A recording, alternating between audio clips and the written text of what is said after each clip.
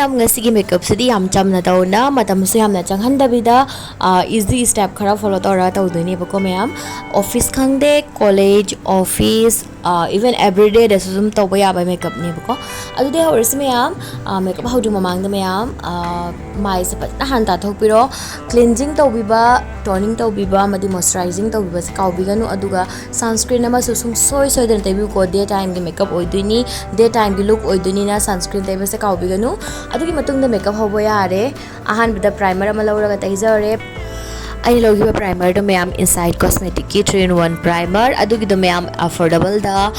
yamna faba primer ni sinaba yai housing mayam in tourist gi di hoji uring se thungi banina ko uring se chongi banina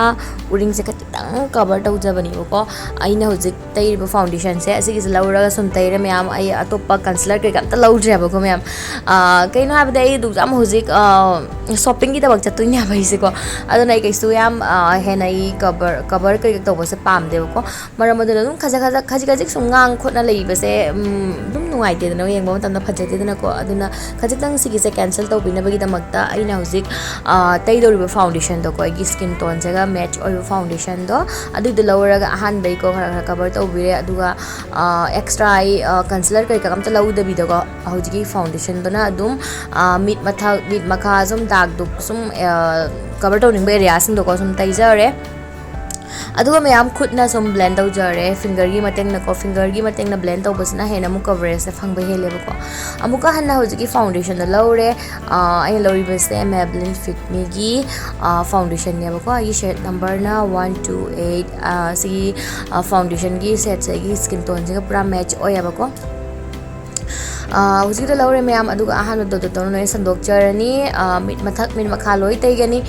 extra ka imta hujik concealer ka tai roi damni na ko adugi matung da beauty blender ama lawrani beauty blender ama lawra fajana blend tau thok jarani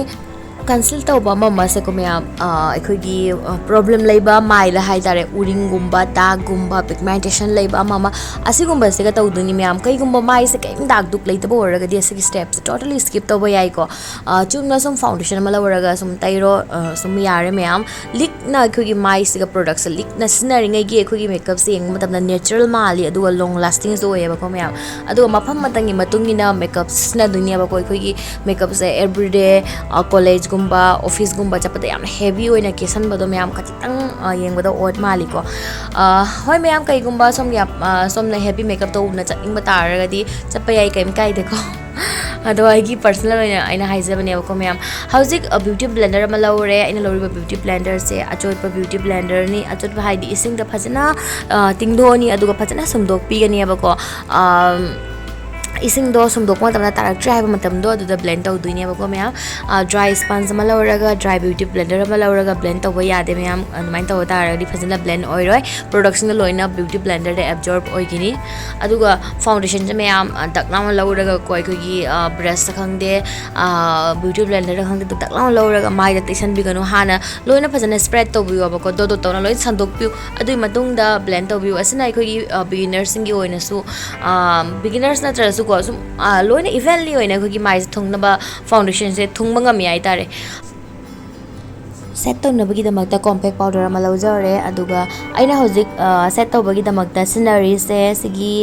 dry sponge ni abako dry beauty blender chothok tabida lawba beauty blender ni blend to bagi damakta sinagi baduna ko gi chothok pa achot pa sumdoga sinabado adugi beauty blender ni aduga hojik set to bada scenery sina dry sponge beauty blender sponge haigera beauty blender haigera amatani ko mayam sigi ni abako dry sina sumaina set to bosna mayam aigi ona ko aina sum tauba matamda makeup se asina mu hena long lasting oi bi bahai tare aduga makeup se ahogi ki ore kwa mama do torokte line mari mara chingak te ba ko sumaina beauty blender sina raga blend tawbasna especially gi summer time da ko brush na tawba yai kai kai de ado gi personal oina gi apam da haizer mayam aduga hujik aina set taw gi ba jaga sinda mayam mit makha adagi light bug chinban mapan aduga ni aba loina smile line kari gak to aduga ni aba loina ina set taw gi bodo khazai siga set taw gi de ko maram adu na hujik cream blush am lawra sina re kai gumba cream blush liquid blush sing sina ba taraga di set taw du mamang na sina do ni ko mayam sigi je khangjin bi ko aikoina mai set taw na loi gra matung da powder na ꯐꯖꯅ set ꯇꯧꯅ ꯂꯣꯏꯈ꯭ꯔ ꯃꯇꯨꯡꯗ cream liquid ꯆꯥꯍ ꯑꯩꯈꯣꯏꯒꯤ liquid ꯑꯣꯏꯕ ꯄ꯭ꯔꯣꯗꯛꯁꯤꯡꯁꯦ liquid ꯑꯣꯏꯕ ꯄ꯭ꯔꯣꯗꯛꯁꯤꯡ ꯁꯤꯖꯤꯟꯅꯕ ꯌꯥꯗꯦ ꯃꯌꯥꯝ ꯀꯩꯒꯨꯝꯕ ꯁꯤꯖꯤꯟꯅꯕ ꯇꯥꯔꯒꯗꯤ ꯑꯩꯈꯣꯏꯒꯤ ꯐꯖꯅ ꯕ꯭ꯂꯦꯟ ꯑꯣꯏꯔꯣꯏ ꯄꯦꯆꯤ ꯑꯣꯏꯔꯒ ꯅꯞꯁꯜ ꯂꯩꯗꯣꯏꯅꯦꯕꯀꯣ ꯃꯌꯥꯝ ꯑꯩꯈꯣꯏꯒꯤ ꯃꯔꯥꯡ ꯇꯨꯔꯥꯡꯉꯒꯀꯣ ꯍꯧꯖꯤꯛ ꯃꯌꯥꯝ ꯄꯤꯁꯨꯝ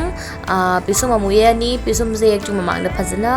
ꯁ꯭ꯄꯨꯂꯤ ꯑꯃ ꯂꯧꯔ ꯍꯥꯠꯇꯣꯛꯆꯔꯦ ꯑꯗꯨꯒꯤ ꯃꯇꯨꯡꯗ ꯄꯤꯁꯨꯝꯁꯦ ꯑꯣꯚꯔ ꯀꯩꯀꯥ ꯑꯝꯇ ꯌꯦꯛꯁꯜꯂꯣꯏꯀꯣ ꯖꯁ ꯑꯩꯒꯤ ꯂꯩꯖꯔꯤꯕ ꯁꯦꯞ ꯐꯣꯂꯣ ꯇꯧꯔꯒꯀꯣ ꯑꯍꯥꯡꯕ ꯄꯤꯁꯨꯝꯁꯦ ꯌꯦꯡꯉꯣ ꯃꯌꯥꯝ ꯌꯦꯡꯕꯗ ꯑꯩꯈꯣꯏꯒꯤ ꯈꯤꯇꯪ ꯑꯁꯣꯏꯕ ꯂꯩꯕ ꯖꯒꯥꯗꯨꯇꯪ ꯑꯩꯅ ꯃꯦꯟꯁꯤꯟꯖꯒꯅꯤ ꯑꯗꯨꯒ ꯁꯨꯃꯥꯏꯅ ꯁꯨꯝ ꯂꯣꯏꯁꯤꯜꯂꯅꯦꯕꯀꯣ ꯃꯌꯥꯝ ꯀꯩꯅꯣ ꯍꯥꯏꯗꯤ ꯅꯦꯆꯔꯦꯜ ꯃꯦꯀꯞ ꯑꯣꯏꯗꯣꯏꯅꯤꯅ ꯑꯣꯚꯔ ꯀꯩꯀꯥ ꯑꯝꯇ ꯌꯦꯛꯑꯣꯏ ꯁꯨꯃꯥꯏꯅ ꯁꯨꯝ ꯌꯦꯛꯑꯅꯤ ꯑꯗꯨꯒ ꯌꯦꯛꯂꯣꯏꯔ ꯃꯇꯨꯡꯗ ꯐꯖꯅ ꯑꯃꯨꯛꯀ ꯍꯟꯅ ꯁ꯭ꯄꯨꯂꯤ ꯑꯃ ꯂꯧꯔꯒ ꯍꯥꯠꯇꯣꯛꯆꯔꯅꯤ ꯆꯞ ꯃꯥꯟꯅꯅ ꯃꯌꯥꯝ ꯁꯣꯝꯒꯤ ꯄꯤꯁꯨꯝꯁꯨ ꯑꯃꯨꯛ ꯌꯦꯛꯑ ꯂꯥꯛꯆꯔꯅꯤ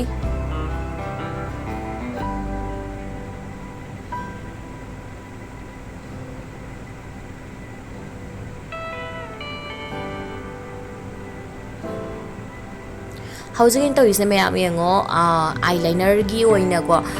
ꯁꯤꯒꯤ ꯑꯥꯏꯕ꯭ꯔꯣ ꯑꯩꯅ ꯄꯤꯁꯨꯝ ꯌꯦꯛꯈꯤꯕ ꯀꯂꯔꯗꯣ ꯑꯗꯨꯒꯤꯗꯣ ꯑꯗꯨꯝ ꯁꯤꯖꯤꯟꯅꯔꯦ ꯃꯌꯥꯝ ꯕ꯭ꯂꯦꯛ ꯑꯗꯩ ꯕ꯭ꯔꯥꯎꯟꯗꯣ ꯈꯤꯇꯪ ꯌꯥꯟꯁꯤꯜꯂꯒꯀꯣ ꯍꯧꯖꯤꯛ ꯑꯥꯏꯂꯥꯏꯅꯔꯁꯤ ꯌꯦꯛꯇꯣꯏꯅꯤ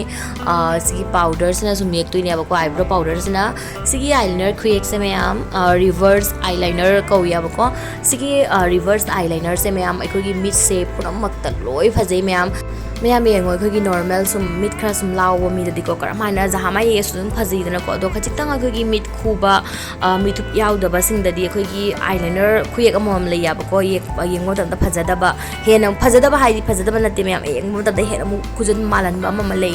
ꯑꯥꯏꯂꯥꯏꯅꯔ ꯈꯨꯌꯦꯛ ꯑꯗꯣ ꯑꯁꯤꯒꯤ ꯑꯥꯏꯂꯥꯏꯅꯔ ꯈꯨꯌꯦꯛꯁꯤꯗꯤ ꯃꯌꯥꯝ ꯑꯩꯈꯣꯏꯒꯤ ꯃꯤꯠ ꯈꯨꯕ ꯍꯨꯗꯦꯠ ꯑꯥꯏꯁ ꯃꯣꯅꯣꯂꯤꯠ ꯑꯁꯤꯗ ꯂꯣꯏꯅ ꯐꯖꯩꯑꯕ ꯃꯌꯥꯝ ꯁꯤꯒꯤ ꯑꯥꯏꯂꯥꯏꯅꯔ ꯈꯨꯌꯦꯛꯁꯦ ꯑꯥꯏꯂꯥꯏꯅꯔ ꯁꯤꯖꯤꯟꯅꯗꯣꯏ ꯅꯠꯇꯦꯀꯣ ꯁꯤꯒꯤ ꯑꯥꯏꯂꯥꯏꯅꯔꯁꯦ ꯌꯦꯛꯄ ꯃꯇꯝꯗ ꯂꯤꯀ꯭ꯋꯤड ꯂꯥꯏꯅꯔ ꯀꯔꯤ ꯁꯤꯖꯤꯟꯅꯗꯣꯏ ꯅꯠꯇꯦ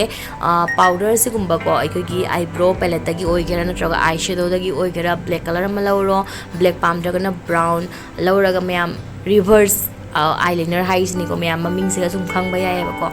ꯃꯊꯛꯇ ꯑꯩꯈꯣꯏꯅ ꯃꯤꯠ ꯃꯊꯛꯇ ꯌꯦꯛꯀꯗꯕꯗꯣ ꯑꯩꯈꯣꯏꯅ ꯃꯤꯠ ꯃꯈꯥꯁꯤꯒ ꯌꯦꯛꯑꯝꯗꯣꯏꯅꯦꯕꯀꯣ ꯃꯌꯥꯝ ꯌꯦꯡꯉꯣ ꯑꯗꯨꯒ ꯕ꯭ꯔꯥꯎꯟ ꯀꯂꯔꯒꯤ ꯑꯥꯏ ꯁꯦꯗꯣ ꯑꯃ ꯂꯧꯔꯒ ꯁ꯭ꯃꯁ ꯇꯧꯔꯅꯤ ꯃꯌꯥꯝ ꯑꯥꯏꯂꯥꯏꯅꯔꯒꯤ ꯌꯦꯛꯄꯒꯤ ꯚꯤꯗꯤꯑꯣ ꯄꯥꯝꯕ꯭ꯔꯥ ꯀꯣꯃꯦꯟꯗ ꯍꯥꯏꯕꯤꯔꯝꯃꯣ ꯄꯥꯝꯕ ꯇꯥꯔꯗꯤ ꯍꯥꯏꯕꯤꯔꯝꯃꯣ ꯃꯈꯟ ꯑꯥꯏꯂꯥꯏꯅꯔ ꯀꯔꯝꯍꯥꯏꯅ ꯌꯦꯛꯀꯅꯤ ꯍꯥꯏꯕꯗꯣꯀꯣ ꯄꯥꯝꯕ ꯇꯥꯔꯒꯗꯤ ꯑꯩ ꯇꯣꯉꯥꯟꯅ ꯚꯤꯗꯤꯑꯣ ꯑꯃ ꯁꯦꯝꯖꯔꯛꯀꯦ ꯀꯦꯔꯤ ꯃꯅꯨꯡꯁꯤꯒꯁꯨ ꯃꯌꯥꯝ ꯄꯔꯗꯥ ꯄꯥꯅꯕꯗꯁꯨ ꯑꯋꯥꯕ ꯑꯃꯅꯦꯕꯀꯣ ꯑꯩꯅ ꯁꯨꯝ ꯂꯣꯟꯁꯤꯟꯕ ꯑꯉꯥꯡꯁꯤꯡꯅ ꯁꯨꯝꯅ ꯍꯥꯡꯗꯣꯛꯄꯤꯕꯀꯣ ꯑꯗꯣ ꯃꯌꯥꯝ ꯍꯧꯖꯤꯛꯀꯤ ꯂꯥꯏꯅꯔꯗꯣ ꯌꯦꯛꯂꯣꯏꯔ ꯃꯇꯨꯡꯗ ꯃꯁꯀꯔꯥ ꯑꯃ ꯂꯧꯔ ꯐꯖꯅ ꯇꯩꯔꯅꯤ ꯐꯣꯜꯁ ꯑꯥꯏꯂꯦꯁ ꯀꯩꯀꯥ ꯑꯝꯇ ꯍꯥꯞꯄꯣꯏꯀꯣ ꯃꯌꯥꯝ ꯀꯩꯅꯣ ꯍꯥꯏꯕꯗ ꯑꯩꯈꯣꯏꯒꯤ ꯃꯦꯀꯞꯁꯦ ꯁꯤꯝꯄꯜ ꯑꯣꯏꯗꯣꯏꯅꯤ ꯑꯗꯨꯒ ꯑꯣꯐꯤꯁ ꯀꯩꯀꯥ ꯍꯥꯏꯗꯤ ꯑꯟꯀꯝꯐꯔꯇꯦꯕꯜ ꯑꯣꯏꯍꯜꯂꯤꯗꯅ ꯑꯩꯈꯣꯏ ꯀꯝꯐꯔꯇꯦꯕल ꯑꯣꯏꯗꯕ ꯑꯣꯏꯗꯅꯀꯣ ꯃꯌꯥꯝ ꯁꯨꯝ ꯄꯥ ꯀꯩꯀꯥ ꯍꯥꯞꯄꯁꯦ ꯃꯔꯝ ꯑꯗꯨꯅ ꯀꯩꯒꯨꯝꯕ ꯍꯥꯞꯄ ꯄꯥꯝꯃꯒꯗꯤ ꯍꯥꯞꯄ ꯌꯥꯏ ꯀꯩꯝ ꯀꯥꯏꯗꯦꯀꯣ ꯐꯖꯅ ꯀꯦꯔꯤ ꯇꯧꯕ ꯉꯝꯃꯒꯗꯤ ꯍꯥꯞꯄ ꯌꯥꯏ ꯀꯩꯝ ꯀꯥꯏꯗꯦ ꯑꯩꯒꯤ ꯑꯣꯏꯅꯗꯤꯀꯣ ꯑꯩ ꯁꯨꯃꯥꯏꯅ ꯑꯗꯨꯝ ꯏꯆꯝ ꯆꯝꯅ ꯁꯨꯝ ꯀꯦꯅ ꯆꯠꯄ ꯃꯇꯝꯗ ꯄꯥ ꯀꯩꯀꯥ ꯍꯥꯞꯇꯦꯀꯣ ꯍꯧꯖꯤꯛ ꯃꯌꯥꯝ ꯑꯥꯏ ꯁꯦꯗꯣ ꯄꯦꯂꯦꯠ ꯑꯁꯤꯗꯒꯤ ꯁꯤꯃꯔ ꯁꯦꯠ ꯑꯃ ꯂꯧꯔꯒ ꯑꯣꯟꯂꯤ ꯏꯅꯔ ꯀꯣꯔꯅꯔ ꯃꯤꯠꯀꯤꯀꯣ ꯑꯗꯨꯗ ꯍꯥꯏꯂꯥꯏꯇꯔ ꯈꯖꯤꯛꯇꯪ ꯍꯥꯞꯄꯤꯔꯝꯃꯦ ꯑꯗꯨꯒ ꯀꯣꯟꯇꯣꯔ ꯍꯧꯖꯤꯛꯀꯤ ꯑꯥꯏ ꯁꯦꯗꯣ ꯄꯦꯂꯦꯠ ꯑꯗꯨꯗꯒꯤ ꯕ꯭ꯔꯥꯎꯟ ꯀꯂꯔ ꯑꯃ ꯂꯧꯔꯒ ꯑꯣꯟꯂꯤ ꯅꯣꯁ ꯀꯣꯟꯇꯣꯔ ꯈꯛꯇꯪ ꯇꯧꯒꯅꯤꯕꯀꯣ ꯁꯤꯗ ꯁꯨꯝ ꯂꯣꯏꯔꯦ ꯃꯌꯥꯝ ꯃꯦꯀꯞꯁꯦ ꯂꯤꯞꯁꯇꯤꯛ ꯑꯃ ꯂꯧꯔꯦ ꯑꯍꯥꯟꯕ ꯂꯤꯞ ꯂꯥꯏꯅꯔꯁꯦ ꯌꯦꯛꯊꯣꯛꯆꯔꯦ ꯑꯗꯨꯒꯤ ꯃꯇꯨꯡꯗ ꯂꯤꯞꯁꯇꯤꯛ ꯑꯃ ꯂꯧꯔ ꯑꯁꯤꯒꯤ ꯏꯟꯁꯥꯏꯠꯀꯤ ꯂꯤꯞ ꯀꯂꯔꯁꯦ ꯊꯥꯖꯔꯦ ꯑꯩꯒꯤ ड्रेसकी चानाबगी मतुंग इनको सोमगी अपाम मसुम थाबिरो ngasi makeup sida lipstick puna makaloi chatkani aroi bada setting spray malo chaiba kaubiganu sina ikoi makeup se hena long lasting ohengani aduga glow masu add tawbigani ngasi makeup sida highlighter kai amta sinadre so me am ngasi gi makeup look se pambi bata video se like to kaubiganu channel sida no balaga na subscribe tawbiramo ngasi di bye